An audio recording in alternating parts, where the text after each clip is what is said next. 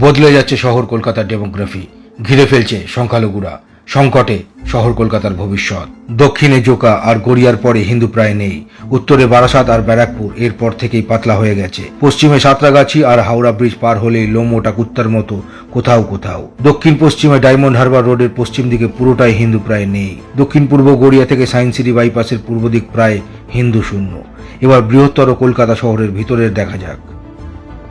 Sealdah, Moulali, Rajabazar, পাকসারকাস, Topsia, Tiljala, Khidirpur, মিথিয়াব্রুজ, garden bridge, Ekbalpur, Mominpur, Thakurpukur, Maheshtala, বাটা, হরিদেবপুর, বাদু প্রায় হিন্দু শূন্য। আস্তে আস্তে পুরো কলকাতা ঘিরে নিয়েছে।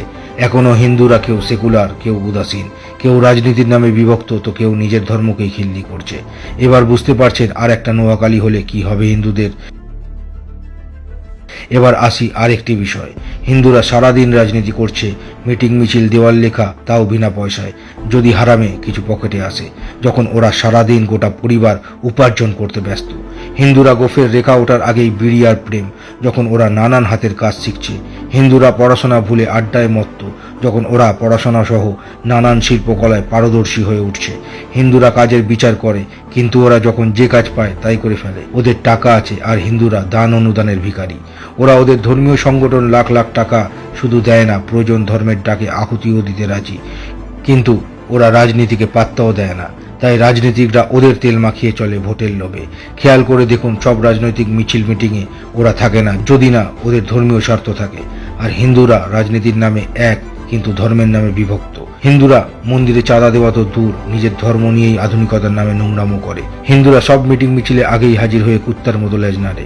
তাই রাজনীতিকরাও হিন্দুদের রাস্তার কুত্তার মতোই দেখে, শুকনো হাড্ডি ছুড়ে দেয় যেখানে ওদের গৃহপালিত হাতির খরচ বহন করে তোষণ করে।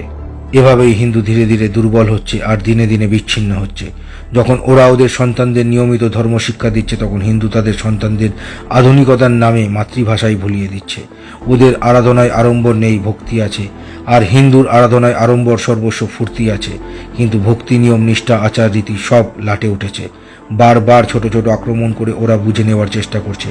প্রশাসন ও রাজনীতিকদের সমর্থন ও সহযোগিতা আর প্রতিরোধের পরিমাণের জল মাপছে।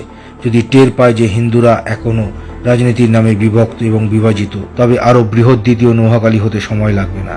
তাই হিন্দুদের অনুরোধ, ধর্মের নামে এখন রাজনীতির ঊর্ধ্বে উঠে নিজেদের অস্তিত্বের লড়াইটা আগে লড়ুন।